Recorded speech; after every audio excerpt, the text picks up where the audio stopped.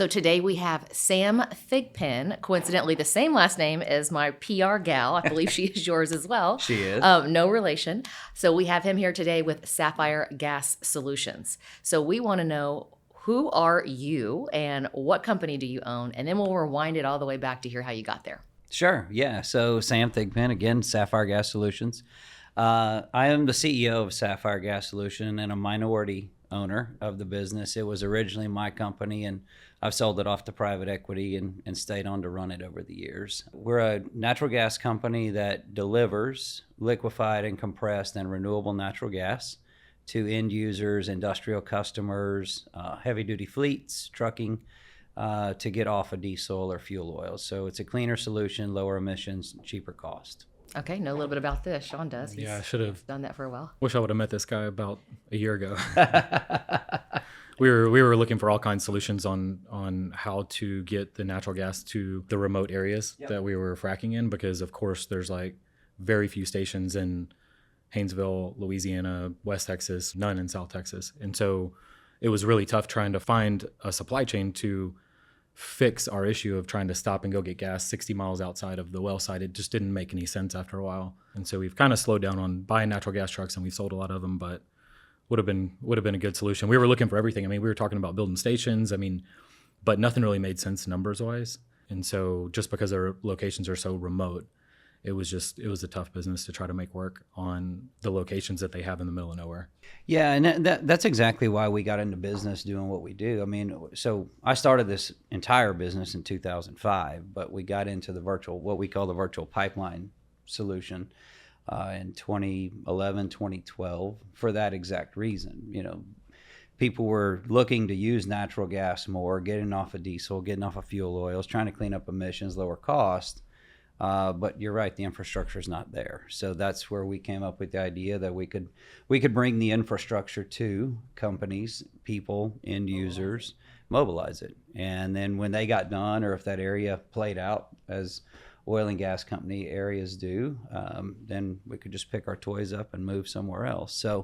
But yeah, your problem is exactly what we were trying to, have been trying to solve. And it doesn't always work, right? Cost and things like that. And just, it's not like it's a silver bullet for everybody, but it does open up a lot of doors. So were you one of the first in the industry to offer the mobilization of this product? We were one of the first. So we were probably the second or third company back then to really start getting into it. And again, originally we were focused on oil and gas, on drilling rigs, frac pumps. That was our target. We were moving natural gas to fuel the pumps and the drilling rigs, getting them off of diesel. And yeah, we were probably the second or third in the market there, maybe second probably. And the downturn in 2015 is what changed our business model. So we shifted away from oil and gas 100% at that time, and we went to pipeline and utility and industrial infrastructure. Same solution. We're delivering liquefied or compressed natural gas, but we're doing it to pipeline companies, utility companies. This building, if your gas was shut off for some reason for a maintenance issue, we'd bring trucks in and put that in my back pocket. Yeah. Which is way better than the oil and gas industry, because it's so up and down. And our business still has some semblance of being up and down quarter over quarter, just because we still have half our business is project related. And as we all know, projects get scheduled, some permit gets delayed, or they find some environmental study thing and they have to, push it out 30 or 60 days. So there's still a little bit of the cyclical aspect to the project side of our business. But we do fuel for asphalt plants, for heavy industrial manufacturing. These folks run 365 days a year. They have a need for natural gas. And so it gives us a lot steadier base load into our business. And we're not chasing the frac pads. We're not chasing the packages that they're getting out. Hey, we're going to frac for 6 months, but then we don't know what we're going to do after that. So there's no schedule. Yeah, it gives us a little bit better insight to what we have coming. The other thing that's nice about what we do now, going with the utility, the end user, the industrial customers, I would say it's very demand driven and not just price driven, right? If Kinder Morgan Pipeline is going to shut down a section of pipe and they're going to turn off 3 or 4 industrial customers downstream, those industrial customers need that gas to keep their operations going. So they're not necessarily shopping me against diesel or propane, right? I have to have natural gas. There is a demand, and we just have to fill that demand. It gives us a lot better picture economically and from a schedule standpoint, for sure. I think that's also important. What you're saying is like diversification.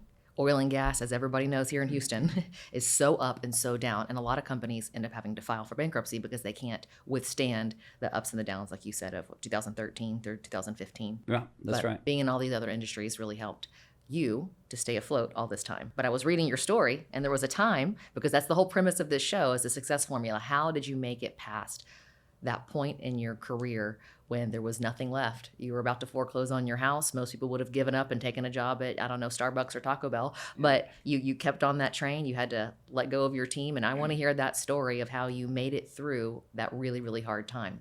Yeah, it was definitely a tough time for sure. You know, I heard a quote on, some meme or some video or something recently, and it was one of these motivational speakers, and they said, hey, if you're going to start a business, you've got to burn all your bridges, right? This is what you're going to do. And so when I started this business in 2005, that's what I did. I mean, I burned the bridges. I wasn't going to go get a job anymore. I'd gotten fired from my last job because of downsizing in the oil field. So what I was going to ask is what transitioned you into even starting the company? Yeah, so at 28 years old, I'd been in the oil field for 8 years at that point, and I'd already been laid off twice, right, because of downsizing, because of the cycles. And I'm thinking, I'm only 8 years in. I've got a long, is this going to be my life for my whole career, right? Just layoff after layoff and moving around. So I decided to start my business then. And it was all on my own personal balance sheet, which was basically zero when I started. And so from 2005 to 2011, I built it all by myself. And I cash flowed it. I got a little bit of credit from the bank when I could. But again, we were a service company. We weren't bankable. Nobody wanted to write loans for us. I couldn't buy equipment because there was no contract to backstop it. I hear Sean say that all the time. It's very hard to have value in the company or to go get a loan. Yeah. So how did you secure that loan, not having? So basically, I got just enough prior to 2011 to buy a couple of pieces of really cheap equipment, right? It was basically an asset loan. We're going to lend against this What type asset. of service company was It was a pipeline service company. Okay. So we were doing instrumentation, pipeline construction, gas measurement, SCADA, things like that. But we had gotten into CNG station, kind of retrofit. So we were doing compressor work. We were doing control systems. We were doing things for these CNG stations to help them kind of get up to speed and fuel these fleets that were coming on with these new CNG vehicles. And we were also doing plant work, I&E work. I had about 5 or 6 folks working for me. So we were doing instrumentation, electrical inside an LNG plant. So we were doing plant controls. So we were in that LNG, CNG space, just not dealing with the fuel itself. And in 2011, we were pretty busy. I had a few folks working for me, and I hadn't taken a vacation in like 4 or 5 years. And I was going to take 1 week off. And just 1 week, I had some people that had some jobs to do, that had some projects. And I said, look, just for a week, can y'all just take care of the work? I'll be back on Monday. Well, I spent my whole vacation on the phone, solving people's problems and finding subcontractors to do work that my employees couldn't get done. It was just a very frustrating. I know the feeling. Yeah. I've been there. I've been there. So it was very frustrating. And so I'm spending the money that I'm making from getting these projects to pay subcontractors and pay my employees. I'm not making anything. So I start getting behind. I've got, companies that are late on paying me. Instead of net 30, now they're at net 90, right? It's a cash flow issue.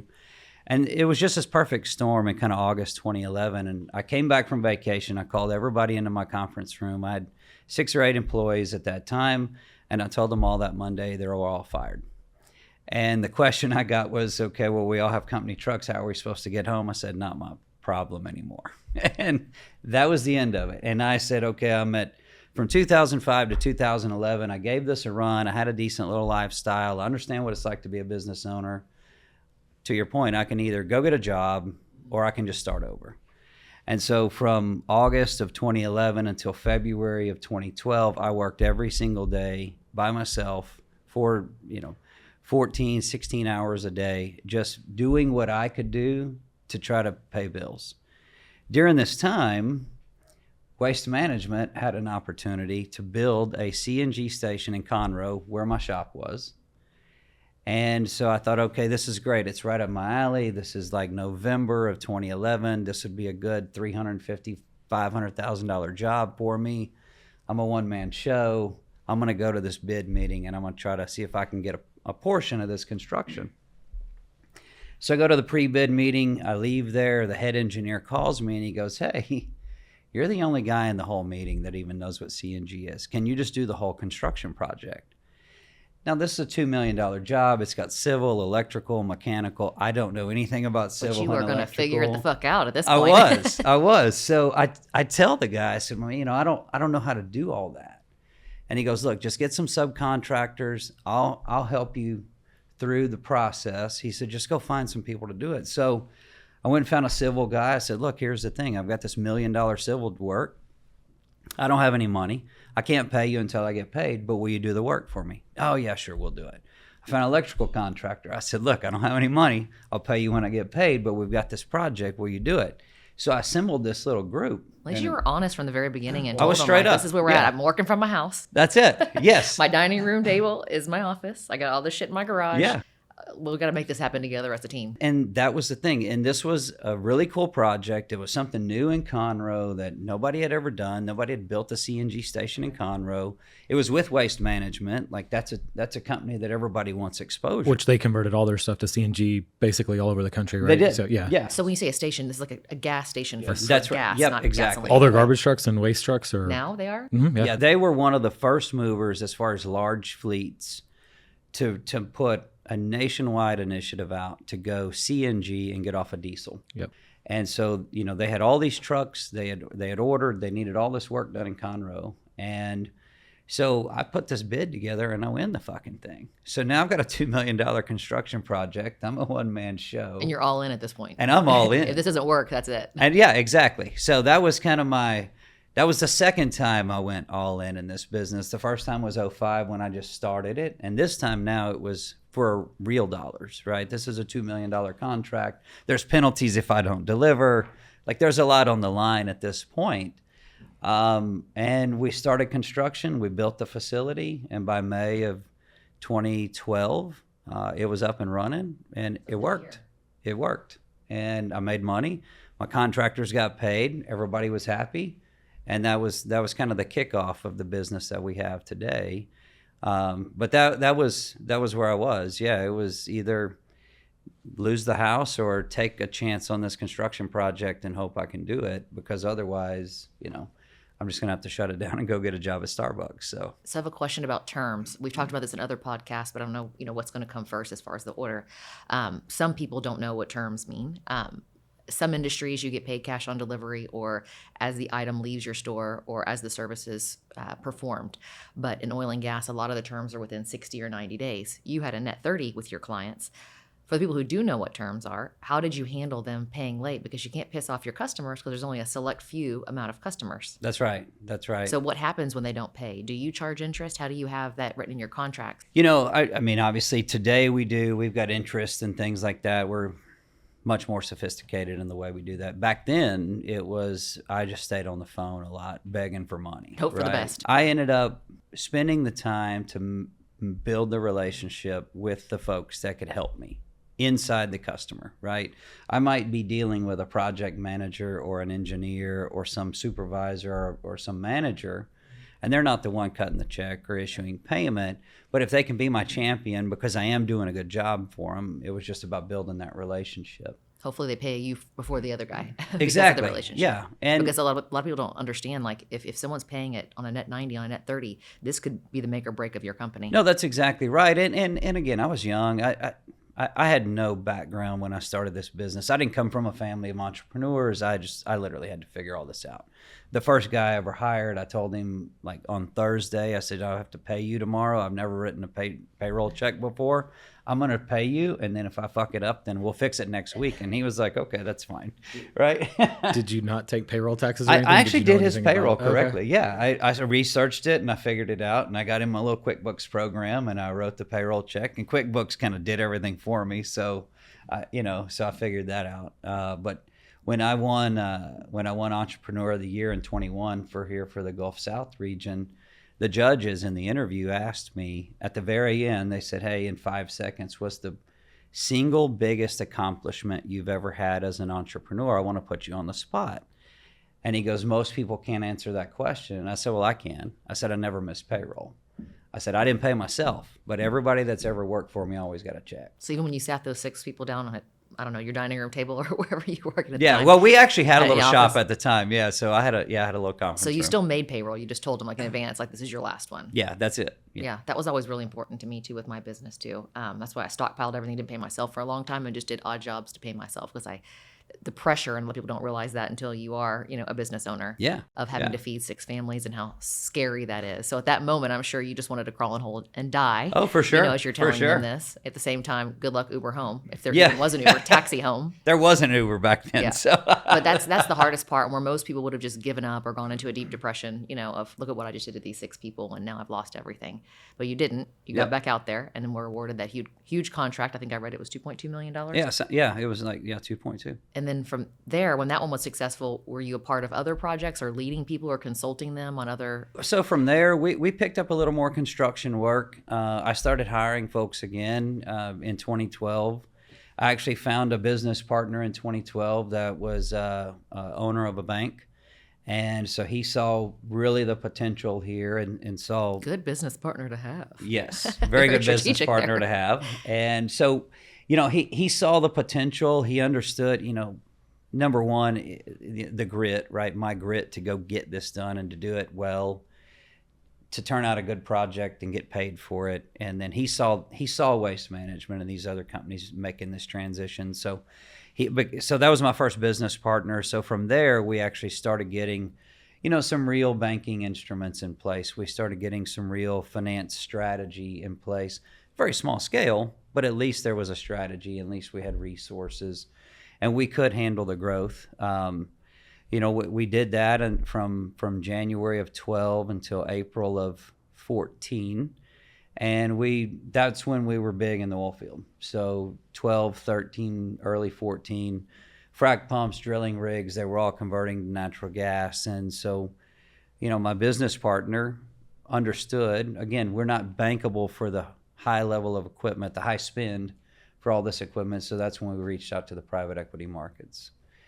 Did you ever factor any invoices or? We did. Yeah. Yeah, we factored invoices during that period of time, a little bit. Can you explain what that means? Because a lot of people, I know what that means because I hear Sean talk about it all the time, but what does factoring an invoice mean to the people not in oil and gas? Yeah, so again, because of these payment terms we talked about, if I'm going to send you an invoice and I'm not going to get paid for 30, 60, or 90 days, but I need cash today and I don't have a line of credit at a bank, I can take that invoice as long as it's from a solid customer, somebody that's got a good credit rating, and from a business credit rating.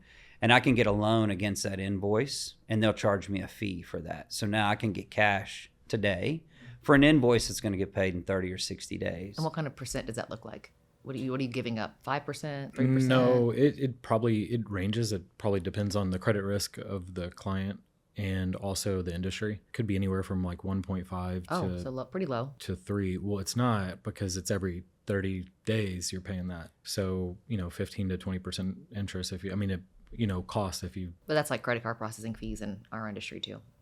You're not paying 20% a year, or 25, or even 30 on some of the invoices. That's what it adds up to be, because you're turning the money over every 30 days if they're on a net 30. But it helps you keep you paying your contractors. It does, yeah, and making Less risk. payroll and growing the business. So we did that a little bit.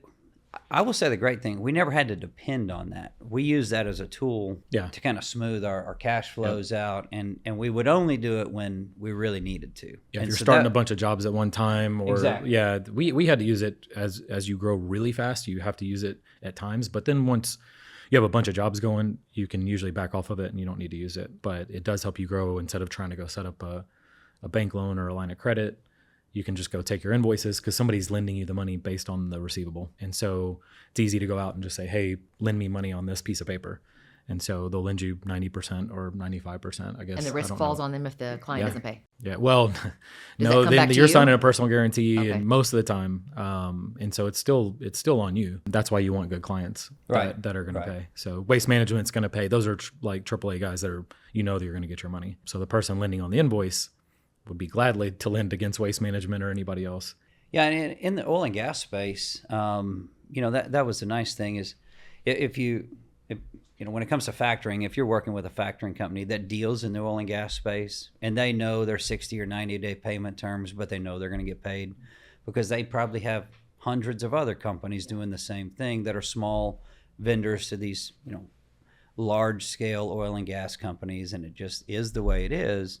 So when you bring those types of customers into the factoring folks, they get it, right? That's their world. They understand it. And so it's usually pretty easy. Where we had issues with factoring is if we wanted to bring somebody that wasn't very well known, or maybe there was a big opportunity for us to go do some work, but it was for a company out of California and we're in Texas and nobody knows. They're not publicly their traded. history, There's they're no not financial publicly traded. Yeah, so they're like, well, we don't really know who these people are. We don't know if they're going to pay or not pay. And so we ran into the same issues. So what company name were you operating under in 2011, 2012? Thigpen Energy. Okay. Thigpen Energy. Is that still around? No, it's now Sapphire. Yeah, Okay, we so same changed company the changed name the in name. 2020. Yeah, Okay, that's got right. it. So you sold at some point, you said 2015-ish? Yes, Or you took on- 2014. 2014, we took on our first private equity investor in April of 14, and then we sold the business in October of that same year to another private equity firm, and that's when we sold all the interest out. So I kept a very small minority, and now the private equity guys were the primary owners. I actually left the business in 15 and did another startup. I started a international service company for petrochem and ran that until mid 17, and had another PE firm out of Dallas call me in 17 and say, hey, look, a lot of things going on in the virtual pipeline space. We don't think the other company that bought yours, the other firm, has done anything with it. Would you be interested in buying it back and rebuilding it? And so they funded me to buy it back. So I bought it back, and since 2018 have been rebuilding it. So you weren't required to stay on. I know sometimes when you sell a company, they require you to stay on for 2 to 5 years or sign a No, non-compete. I wasn't required. I had a non-compete. That's That was the best. only That's thing. the best way to do it, though. Yeah, To take your money they and wanted run. they wanted me to stay on, but with the downturn and that investment, it was a very stagnant business at that time. Unfortunately, that PE firm at the time, the fund we were in, was heavily invested in OFS, oil field service. So basically, they were hemorrhaging cash to keep these OFS companies afloat during this downturn in 15. So there was the investment capital to grow the Thigpen business at that time disappeared. Yeah, they were using it to help. They were support using it to robbing keep Peter to pay Paul. Yeah, kind of thing. that's right. What And did you sell the company for in 2014? In 2014, Mm-hmm. I think we sold it for $15 million. Oh, that's great. And then I bought it back in 18 for, I think, 11.5 or 12. What was the company bringing in a year when it sold? Not near that. We sold it, when I sold at that time, it was like a 17x on EBITDA. Crazy that you got a private equity company to pay that. Yeah, it was pretty wild. Yeah, it was. What was the reason what value So- did they come in and say, hey, we're going to roll this up with some other companies, or? Yes. So we were going to roll in with 2 other companies, which we did. So I sold it in October.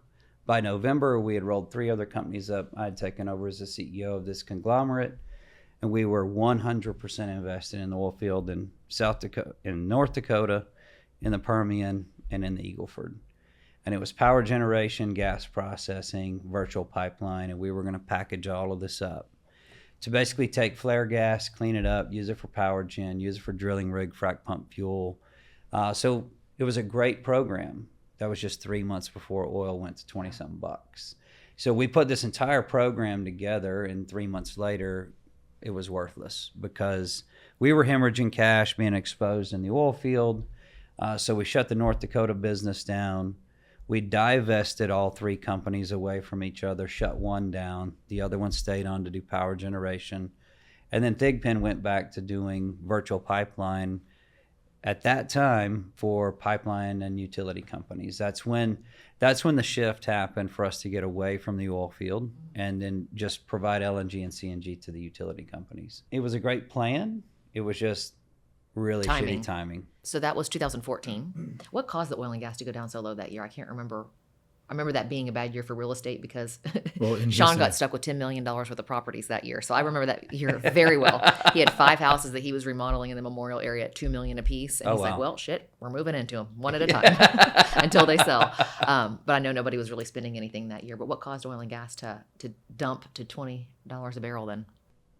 I'm not going to pretend to be an expert on it. There's a huge level of macroeconomics that go into this. I think the way I boil it down in layman's terms, it was the very traditional cycle of oil and gas. Price goes up, we punch a lot of holes, we get all of the oil out that we can, because when it's 140 or 150 bucks, it's a glut. There was no strategic plan about how to make that sustainable. It was, we're at 140, go get all you can. Which would create oversupply. Yeah, an oversupply. So what's interesting is, at that time, oil and gas companies, they were not necessarily gauged in the investment markets on return. They were gauged on growth. More holes punched, more wells drilled, more wells completed. So the proceeds were not necessarily going back to the investors. They were going to drill and complete more wells.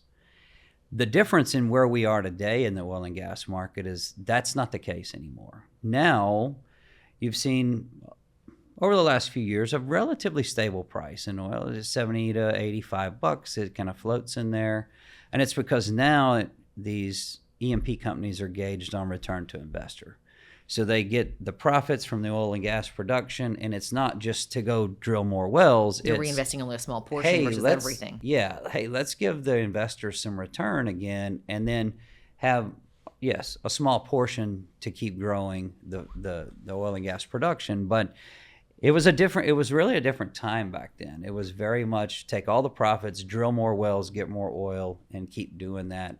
And the investors said, hey, wait a minute, what about us? So we're not investing this anymore. Yeah. Pulling out. Yeah. So in 2014, you sell. 2015, you go do something else. Mm-hmm. When you come back, is that the part of the story you just said what you guys did when you came back, or was this before you left in 2014? Yeah, so when I left at the end of 15, so I'd stayed on for a year. Okay. Just long enough to transition the business into doing what we do today. And so it kind of set that up. We're going to focus on utility pipeline companies. And then that's what we're going to do, and we're going to get out of the oil field. They were able to keep the business afloat during that time because of that. Basically, it was very stagnant, not a lot of growth, not a lot of revenue. It was a pretty small business when I bought it back. But over those few years that I was gone, and with that change in getting away from the oil field and focus on pipeline and utilities, that gave them the wherewithal to kind of stay relevant, at least during that point in time, because again, once you get in with a pipeline company, you get an MSA. Now some projects come through. Now you're on the list. You get the work, and you keep going, right? So it was a good transition for the business, and it did keep them afloat. But there was no growth in the business over those 2.5, 3 years that I was gone. So when you came back, you said you were able to pick up that packaging of the 3 different services all together in one, but you feel like the best thing that you guys did was diversify. Mm-hmm. So you weren't so cyclical with the oil and gas. So where are you guys at now that it's called Sapphire? When did the name change happen? Why did the name change happen? And where are you guys at? Yeah, so took the business back over in 18, 100% focused on pipeline and utility services. In 2020, the private equity firm we were with at the time had another LNG business that was doing LNG for asphalt plants, getting them off of diesel, putting them on long-term contracts, providing LNG. And that business needed to grow as well. But it as a standalone and our company as a standalone, we couldn't really justify the growth as far as the amount of volume of natural gas we needed independently. So they decided that they would put the 2 businesses together, and with that aggregate volume, we could have better purchasing power at the LNG liquefying plants. we could have better purchasing power on the commodities market because now we have a volume, an aggregate volume that makes more sense. People are attractive to that. So that was the reason for putting that together. In doing that, since we took on a whole new business line, I wanted to rebrand the business so we could remarket. We're something totally new. Now we have various divisions in the business, and it's not just Thigpen Energy and now we're doing something else. It's that we actually have a different company now. You know, we have some trucking operations now. We have large scale LNG supply contracts. We've got long-term contracts. We're going after different markets. So it was a perfect opportunity to kind of rebrand the business and get it away from, hey, this is Sam's business and this is what he came up with, to now we've actually put a company together and we have various service lines. And we were working all over the country at that point as well. That was in 2020. So it was during COVID. And it felt like the perfect time too. Everybody was working from home. So it was a great time for us to spend the time and effort on the behind the scenes to put this company together. So how many employees do you guys have today? 140 Oh, wow. today. Big growth. Yeah. And y'all sound like you fare well during COVID because you know. We did. Actually, that was from my conversations throughout the program in 2021 with Entrepreneur of the Year. I actually grew the business about 20% during COVID. I think that was a big factor in me winning in 2021 because so many businesses were just trying to keep their doors open. We actually grew. A lot of opportunity. Yeah, a lot of opportunity. And, you know, we actually hired people during COVID because we were a essential service. So we're providing natural gas to hospitals, residential neighborhoods, pipeline support for local communities. So we didn't have to lay people off. They didn't have to stop working. They got, you know, exemptions to work all over the country because we were essential.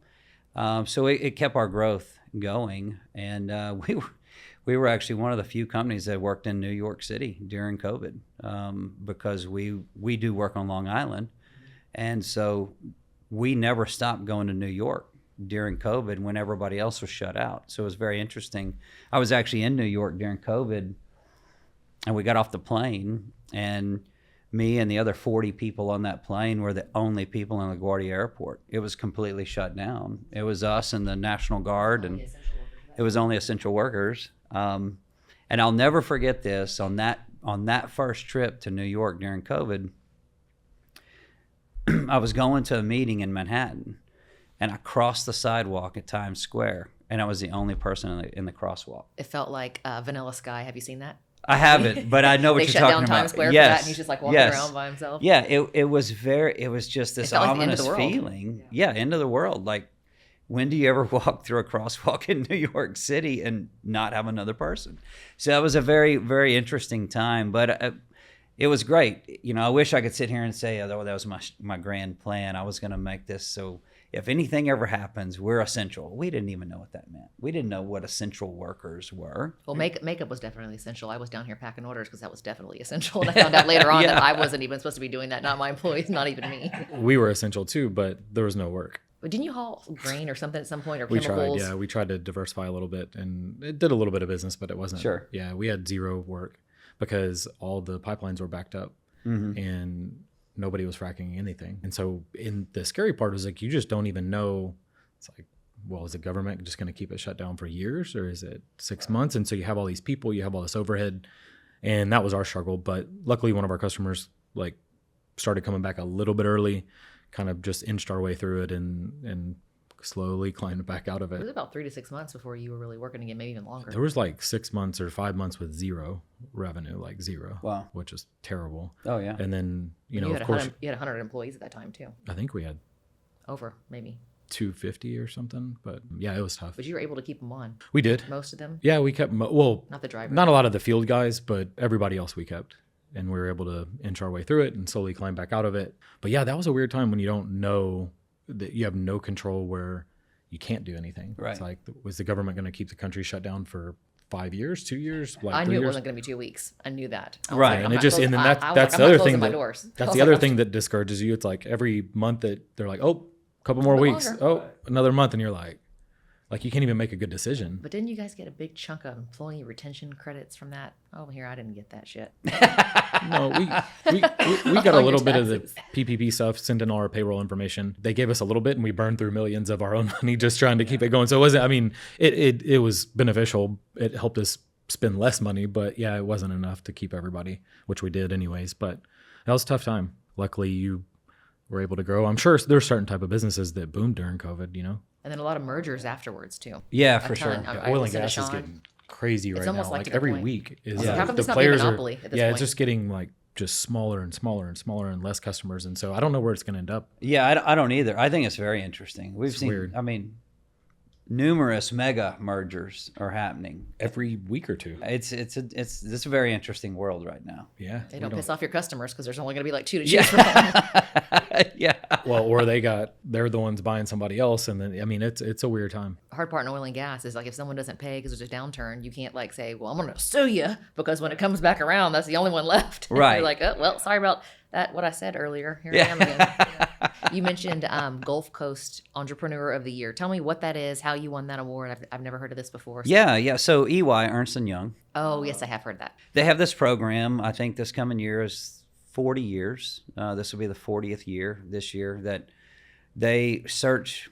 I think it's 17 regions now around the country. We're in the Gulf South, so it's Austin, Houston, Louisiana, and Mississippi. So that's what they call the Gulf South. And they take nominations. So it could be an outside nomination. It could be somebody that they do business with that they've learned about their business, and they decide to nominate into the program. But it's a nomination program.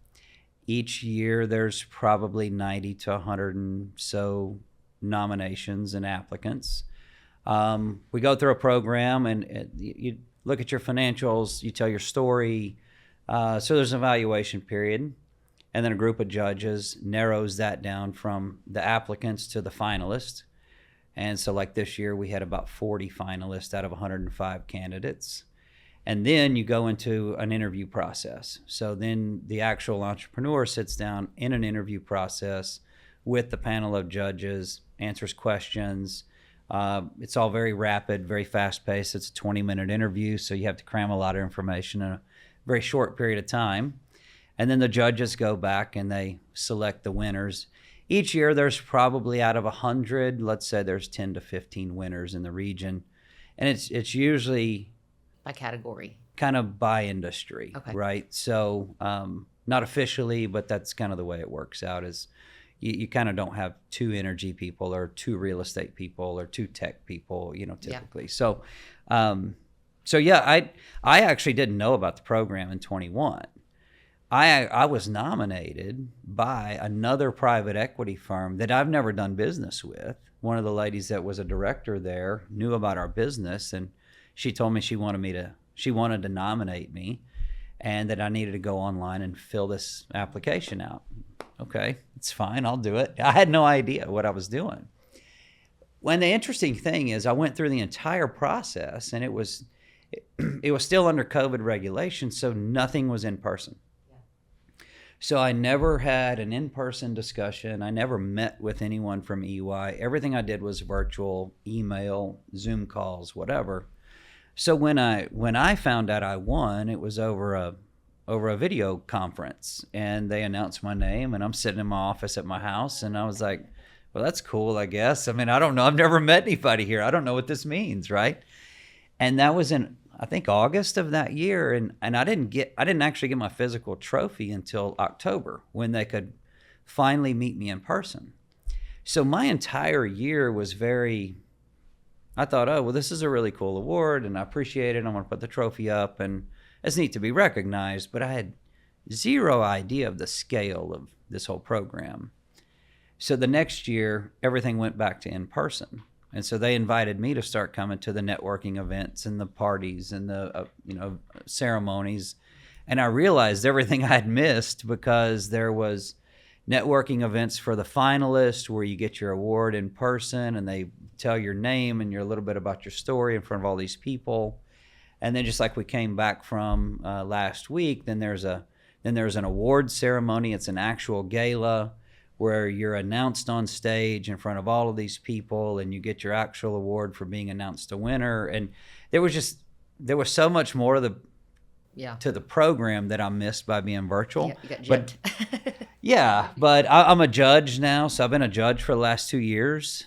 So it's been a ton of fun. It's a great program. I've met some amazing entrepreneurs. People have these amazing stories, and they're folks that you just probably would never hear of. They're off quiet, building their business, and they're doing great work, and they're not trying to be self-aggrandizing. They're just building good companies. And then when you dig under the hood a little bit, you realize this is phenomenal, So it's a great program. There's lots of great recognition.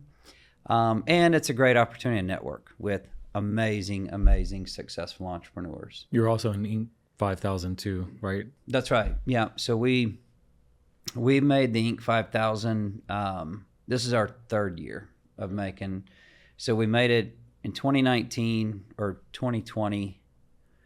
I didn't apply the next year or so, actually, because I forgot. And then last year we applied and we were ranked number 911. Is it over a 3-year growth though? 3-year growth period. Yeah. Is this the same one, Inc. 500, but now it's just called 5000? It used to be 500 It's 500 years or ago? 5000. I don't remember the. Yeah, It used to be ours, 500. the ones, what we're a part of is Inc. 5000. I think there is an Inc. 500, so like the top 500, but We did that same thing way back in 2012, maybe. I think it was earlier than that. Yeah, maybe 11 or 10. I don't even remember, but e-commerce company got us on there early on. Yeah. Where did you start at the beginning of the 3 years, the first time you landed, and then where did you end, like in numbers, like gross volume wise? when we were in the top 1,000 last year, which I was actually, that was kind of cool to be in the top 20%. I think on the metrics, we went from, it was 1,400% growth. I don't remember what the numbers. That's great. We ended at like, I think we ended that year, the third year out of the 3, we ended at like 82 or 85 million. So we were 1,400% over where we were 3 years prior. And that's the first time you made it. Yes, for Sapphire. So pretty impressive to keep making it, because you still have to get another 3 Crazy year growth. growth Yeah, in you're numbers. still like That's growing. the hard tough part. Yeah, Keeping it especially is 10 to to 80 million is a lot, but Yeah. then to go from 80 million plus, it's like it's harder to get those next to increments. get another 1,000%. Yeah, it's really hard. Well, and everybody like to get that. Yeah, so it is. So we did make it this year. We don't know what our rank is. They haven't released it, but we did get Awesome. notified that we made it again. So So what gross volume are you at now with? we'll be at about 120 this Okay, year. so from About 80 to 120. 120, Yeah. still amazing. We're reaching a point now in our growth where we're at an inflection point. We've got to make some decisions on where do we go from here, because we can run what we have and have a really nice, healthy business that throws off cash and pays the investors and everything's good, or we can put exponentially more capital to work. It's always the issue. Because where the customer base we've built over the last 19 years, they've grown tremendously as well, right? And really the customer base we've built over the last 5 to 7 is, they're all blue chip. They're all Fortune 500 companies. Our customer base is phenomenal. And they're doing big things. So we're moving into the data center market for natural gas fueling. Their data centers are coming off of diesel as backup. They don't want to have diesel backup or temporary power anymore because of the emissions. They want natural gas. And the reason that we exist is because the pipeline infrastructure is slow or constrained, or you can't get a permit to build a pipeline. We've been injecting gas on Long Island in New York for this will be our 6th year because they can't get a pipeline. That's like so competitive there. Not really for us, because there's not very many people that can do what we do on Long Island. So who was doing it before you? Was there not anyone doing it? And everybody was just running diesel back then? They didn't have this service. We actually physically constructed 5 injection facilities on Long Island over the last 4 years to inject compressed natural gas into their system during cold weather events when they can't get enough gas onto the island. And it's because their permit got denied to build a new pipeline to feed the island. So the island has grown. They can't get any more gas infrastructure, and that's where we come in. So the interesting part is the data centers are now experiencing that same issue, but all over the country. But the natural gas that they need to run their power generation is astronomical. And it's intermittent. It's on an interruptible basis. So they only have to run this power generation for data centers when the utility grid takes them off of grid power because of an outage or maintenance, or maybe again a winter storm Uri, and they need to shed load, right? So they can't go to a pipeline company and write a firm contract on gas supply for something they don't know when they're going to use or how much they're going to use at that time. So that's where we come in. We have quoted $750 million worth of data center work in the last 4 months. And that's just what they're talking about today. We've talked to companies that are going to build 500 megawatt data center sites once a quarter for the next 10 to 20 years. I think that market is just the perfect place for you to be right now. It is. So too. Because that's not going to slow down or stop at it's all. not going to. Yeah. So we'll make the investment. We're just trying to figure out, what does that investment look like? There's a lot of things. There's a lot of ways to invest in going after that market, and we want to put ourselves in the right space. We want to put ourselves on the right track where we can go take the business, execute, and not get sidetracked or not try to do too many things at one time and not do them well, right? We want to be very laser focused in this market. They're going to need virtual pipeline. They're going to need gas supply from us and others. We can't do it all. There's a couple other companies out there that will do this as well, but we will all make that investment. We're just trying to figure out what it looks like. What do we invest in, and how big and how quick? So it sounds like you can get the numbers pretty high still. I mean, you could get to $500 million and over the next probably 5 years, 10 years, it could be even more. Yeah. Oh yeah, for sure. Yeah, for sure. There's a shortage of clients. Yeah, no, and actually it was kind of interesting. So we've got a really good relationship with our bankers, and we have meetings with them once a quarter, just kind of talk about the business and where we might need additional money in our line of credit or different things like that. And our banker actually told me in our last meeting, he very seldom sees a company that is not creating the demand. Like, all we have to do is show up. The demand is already there. And of course they love being in that position. They love us being in that position. We're not creating the demand. We're not trying to sell anybody what we do. We're just solving problems. Sean has a company like that too. It's kind of the same thing. It's like nobody had heard of it. They came up with an idea. Everybody's seeing it. They're like, what's this? Right. Wait, I have to wait? Yeah, there's right. a wait list. But finding an idea of solving a problem that everybody's dealing with, right? Finding a solution for that. That's what helps you get to the billionaire status. Yeah, that's right. People don't even know what's the problem. They just deal with it, That's right. So I want to know, in your entire career from 2015 to today, as an entrepreneur, there's, ups and downs for everyone. You start to get kind of numb to the wins and numb to the losses at a certain time. That the dollars, what would have been really big numbers to you in the beginning, just aren't as exciting anymore. In your career span, what do you feel like was the most rewarding moment for you, financially or, in any aspect, that you really felt like, wow, look at what I've done? Yeah, that's a great question, and a tough one too. I would say 17 times EBITDA is a pretty good one. I mean, was it winning Entrepreneur of the Year? Was it? I don't know. That's a pretty good accomplishment. That definitely was here for a while. Yeah, yes, that was a good one. Entrepreneur of the Year was a great one. I think actually, to your point though, Gentry, when I won Entrepreneur of the Year, I missed out on that being a big moment for me because it was virtual. I didn't understand it. And I give it a lot more credit today than I did then, because I was just kind of disconnected from what that actually meant. So I don't think that necessarily makes the list. I think for me, it's kind of project based. I mean, some of the things that we've been able to accomplish with a very, very small group of people in the early days, like just the grit that it took for us all to make what we have today work. I think probably what really ranks up there, and I talk about this all the time, we had a project in 2014. We had just sold the business and raised this capital. And there was a power plant in West Virginia that was getting shut off on gas because they were getting curtailed, and they couldn't generate power. What does that mean? So the pipeline feeding the power plant again was intermittent. So they had an interruptible supply, meaning the gas company didn't have to deliver the gas if they didn't have it. Cold weather event would happen. Residential neighborhoods, hospitals would need the gas. They would not send the gas to the power plant. They couldn't generate the power. They would get hit with penalties for not generating power. So it was this weird scenario. And I get a call from an engineer, and he said, look, I've called your competitors, and everybody's told me that nobody can do this except you. Like The amount they needed. It was the amount they needed. And so he said, this is the problem.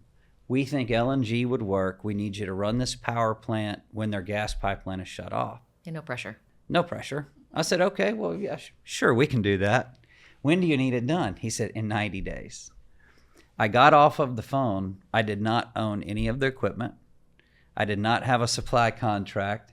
And I did not know if my private equity firm would actually spend the money for me to do this, but I told him I would do it. I would have made that same decision for sure. Yeah. I can do it, no problem. Sean's an all-in kind of guy. That's how my mind works. If I just land something and then I'll work my way through it, and you make a couple mistakes, but you'll make it through. Yeah, and you just solve the problem. But but then you learned a shit ton of stuff, and the next time you're like this genius, right? Yeah, right. So, but if you would have never took it, you just never really like push yourself that much further to learn all the stuff that you wouldn't have known anyways. That's right. And opportunity, risk, reward. That's how I do everything. I'm like, let's start tomorrow. I don't know anything about that one We're project. So we did it. We pulled it off. So you just leased equipment, bought equipment? We bought equipment. I called the manufacturers. I said, this is what I'm buying. You have 90 days to deliver it. This is like 6-month lead time stuff. They're like, we can't do it. And I said, we're going to.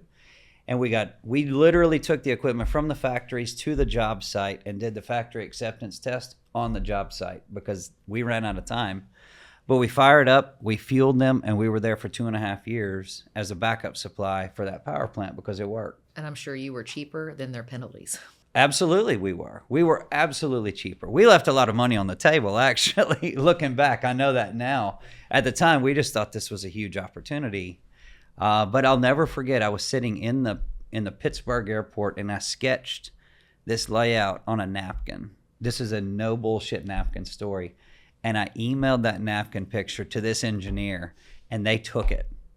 And I was like, what kind of fucking problem are they in? I literally can't believe if they are taking my napkin picture. Yeah, you're nailing these like $1 million jobs on like, I don't know what the hell I'm doing. They're like, great, when can you start? Yeah. That never happens. But So- that's the benefit of you being in an industry where there's not a lot of competition, right? It's not even that though, but it also takes somebody like him to figure it out. Like everybody else, like, well, I don't know if I can do it, and then it takes an entrepreneur guy that's going to come along and be like, I'll do it. And I think that's the thing. I've always looked at things very simply. I'm just a very simple person. You have a problem, let's just fix it. What's the simplest solution, right? And the problem is they just need gas. So what's a long-term solution for them? So you said it was 2.5 years you did that. Then what? They just said, okay, we're done with you. Bye. Yeah, so they reworked their contract. I think they finally got a new pipeline constructed, right? They built the infrastructure they really needed. I think they reworked their penalties. I think there was a lot of things that went on behind the scenes, and we gave them that period of time to do that, right? And we always say we're not the long-term solution. Yeah, that's kind of what I'm getting. We're a solution for 3, 5, maybe even 10 years. But we're not the cheapest, and we're not ever going to be. But there are solutions that are out there. We can buy you the time to figure out what the long-term permanent solution is. And if we become permanent because it's just impossible, then that's great, and we'll be good partners. But like on Long Island, I never expected to be delivering gas to Long Island for 6 years later. We had a 5-year contract. We figured at the end of 5 years, they'll have better infrastructure. They'll have a different plan. We'll be done, and we'll take all of our toys and we'll move somewhere else. And they're renewing the contract because they can't get a permit. They still don't have a solution. So it's very interesting. So I'm trying to imagine and designing this in my head how this works. Is it a truck that pulls up and hooks up gas? It is. And then the truck goes off. And how long does that take before the next truck has to be behind it? Are you a logistics person? Is We that are. what you turned into? Yeah. No, we are. So we actually, for whatever, without knowing it, we turned into a trucking company. I think we have 40 something full-time truck drivers that work for us. And we deliver about, I don't know, probably anywhere from 12 to 20 deliveries a day, 365 days a year around the country of natural gas. So it takes about an hour a truck-ish. And are you pumping it into a pipeline where it's stored, or is it just real time? It's actually real time. Yeah, on these winter peak shaving is what we call that on Long Island. When we're injecting it, they're literally consuming it in the residential neighborhoods, at the hospitals, wherever, real time. Like, we are their gas supply. And if we shut the valve off, their pipeline pressure would drop and they would potentially run out of gas. So what happens during a winter storm when you guys can't get the trucks there? So that's the challenge, because we don't get to call force majeure if we can't show up because of a winter storm, because that's what they contracted us for. And that's when you're needed. So in our logistics planning, our logistics planning is so absolutely ridiculous in some places, where we stage vehicles or we stage extra. Not working. We have to have plan B, C, D, because we have to be. You're paying these guys to sit. That's why a lot of your stuff's eaten up. And that's what we've had to do. And a lot of times we'll pay a truck driver to live on Long Island for 3 months and just sit there and wait and see if we get called, and they contract us to mitigate all of those risks. And so that's our job. So you're weather trackers too. We very, very much so. You have a meteorologist on staff? We don't, but we watch a lot of weather. We've actually been looking at AI, AI in weather, to figure out if there are things that we can better predict, because we still have to have time to mobilize, right? Like, even if I have a person sitting on Long Island or in Colorado somewhere, they're not going to be at the actual physical injection facility. Maybe they're 10 miles away. Maybe they're 15 miles away. So we still have to have some semblance of, hey, when do you need to get over there? So we've looked at AI for weather. There's a lot of new and cool things with that could be. We've looked at AI for our logistics business, how to better schedule and plan. We're a lot of our business is an on-call business. It's not, half our business is not routine. I could get a phone call today and say, hey, we need 20 loads of LNG delivered tomorrow. How do you plan that, right? So we've looked at AI for those types of things. So I think technology will help us grow the business in the future, and I think it's going to have to. Are you still CEO of the company? I'm still a minority owner, CEO, and probably can do that for as long as as long as I want to be around, right? So, as Sean's motto is, you retire, you die. You stiffen up and you die. Yeah, that's right. Yeah, that's right. And yeah, I mean, I'd like to see this business have a transaction at some point with a strategic that really can fold it into a much bigger portfolio of things around the natural gas space and really see it flourish that way. I think we have a ton of growth opportunity ahead of us. We're not anywhere close to being at scale yet. We're a long ways from being at scale. And I think I would be perfectly happy to be there until we reached scale, and then be able to make the decision of what does that mean from there? Where does that go then? And so I think there's various stages in these companies, and especially a highly capital intensive company. Everything we touch is $1 million, right? You know that in your business.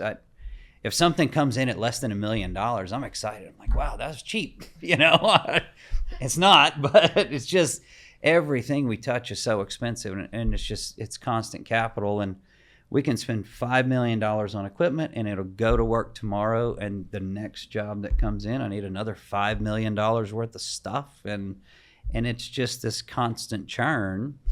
And so I'd like to reach scale where the next project that comes in doesn't require me to buy more stuff. You don't believe in leasing it? There's not much of a lease market for what we have. We do lease some equipment. Build as needed kind of thing. We thing. basically lease from our competitors. Okay. So that's how our lease market works in our space, because highly specialized. Very, very little equipment is on the traditional lease market. So we lease from a competitor that maybe doesn't have a lot of work business for a few pieces of assets, and they might lease them to them for a couple of months.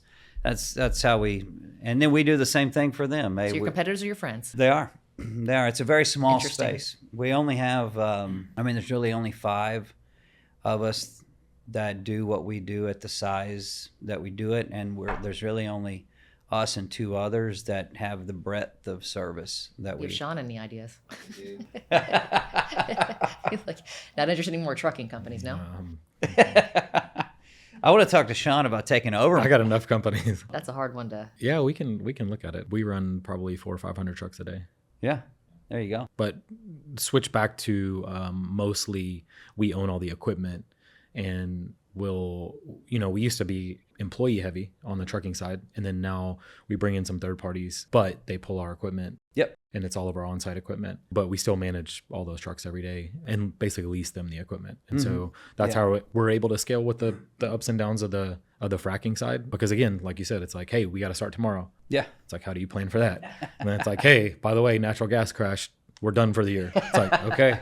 And so it's just, it's really hard. Yeah. And to deal with the volatility. Luckily, I mean, your business seems like it's the same because it's all diversified, yeah. Well, no, but it's all you're only basing it off. They might need it for a year. They might need it for 6 months. Yeah. So like, there's no long-term deal, right? That they're signing with you. Yeah. So about half our business is long-term. So about half our business is contracted kind of 3 to 5 years. Got it. And then the other half of our business is Like spot market stuff. spot. Yeah. It's project-based. It's that maybe it's 6 months, maybe it's 3 days. Yeah. So you have some stability. Yeah. That's there kind of is. how ours is a little bit. I mean, there's Yeah. some core people that are, or core customers that are very large that usually stick to their program unless oil would go to 20 or something. But right now, natural gas is where we're struggling because our customers have shut down most of their programs because it's $2 or I don't know what it is today, but Our focus is building our contracted business out more, and taking the ups and downs of the project-based work and making them smaller, the ups and downs smaller and smaller in magnitude, right? And having more of that contracted business. And that's why we like things like the data centers, and they're going to be there. They're going to build a data center, be there for 40 years.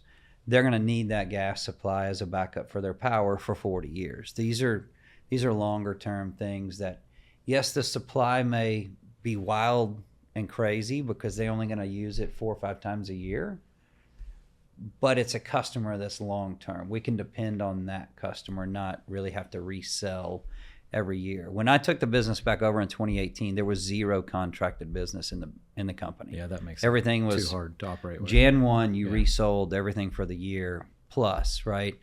And within 2 years, we had about 30% contracted, and now we're about 50% of the business is contracted long term. So we're starting to smooth that up and down. Do you ever see yourself going to acquire some of those competitors, and then that's the way you're going to grow? We've acquired bit, one. Okay. We closed an acquisition. Let's see, in 22, we acquired one of our competitors in 22, integrated it.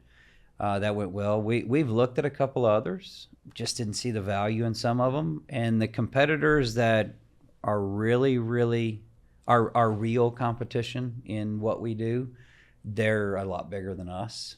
And so really it would probably be the other way around, honestly. Yeah.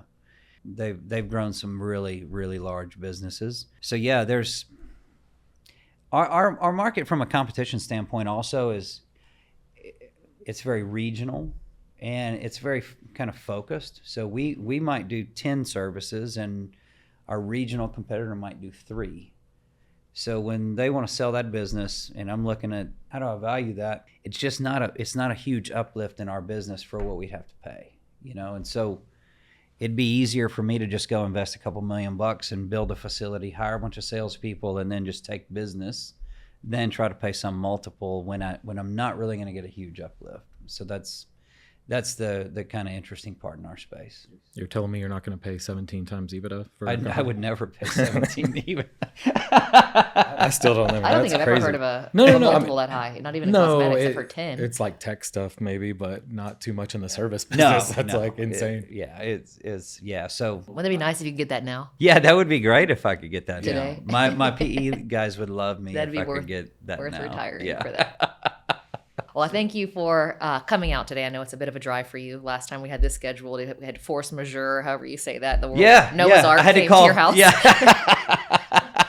And I know you're a busy person, so we were all sad about that day, not being able to meet you that day. But really appreciate you making the drive out here from the country. Yes, yeah. Well, thank y'all, and thank y'all for being flexible. Yeah, it was going to be No, kind of no hard to worries. get down here. So. It was hard for everybody. Half of our customers couldn't show that day. Yeah. My employees drove from Kingwood. I'm like, y'all don't have to come. They're like, nope, we're coming.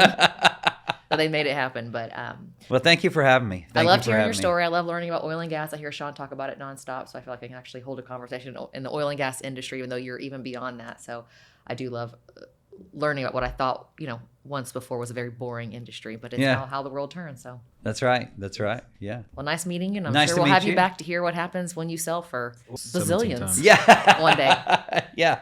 If I reach that 17 mark, I'll let you know. We'll have you back. Yep. Well, thanks But again. thank you so much. Yeah, it was great being here.